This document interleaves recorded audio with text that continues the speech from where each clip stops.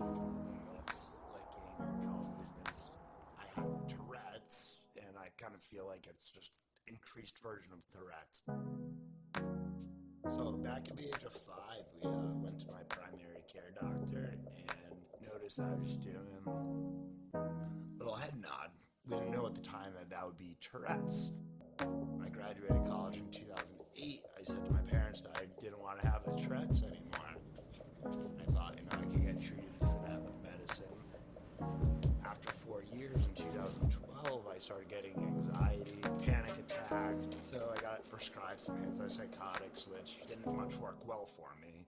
When I took that, that would lead to the jerking of the neck, and then the head rubbing, uncontrolled arm spasms. Those are the 3 major symptoms which we noticed in like 2012 and 13. As the symptoms developed, they were trying to treat the Tourette's as well as the anxiety issue. There was about 11 medications over a 6-year span trying to treat what the doctors at first and for a long period of that time thought was just worse Tourette's as I got older. My movements is spread to my whole body. I just woke up. Can't do anything. There were good days and there were bad days. Be like, okay, he wouldn't have any movement at all, and it'd be great. And then the next day, his twitches were so bad that he'd be throwing up. I just showered, threw up 4 times. These are the involuntary movements I have going right now. I went to a local hospital in Boston, and they said for the first time ever, Tardive Dyskinesia, when they pinpointed this was caused by the medicine. From there, we were able to focus on getting steps done to counteract what was going on. So there are other options for treating the TD, medicines or movement therapy and stuff like that. Mine was the deep brain stimulation. He'd hit a wall and that'd be it, or there's gonna be light at the end of the tunnel. With the surgery, that was the light at the end of the tunnel. Getting into the DBS program, I was referred by my psychiatrist, and from June 26th to August 2nd, that's all the time it took for me to go through all the exams to see if you would be a candidate for that procedure.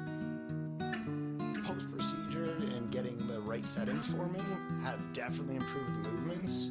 Yeah, he still does have body tics and he's still moving, but the progress that's been made, it's just fascinating. Brain operation for me was a huge stepping stone that allowed me to get back into living again. I was able to ski 86 days after the initial brain surgery, which was opening day of my favorite mountain in Vermont.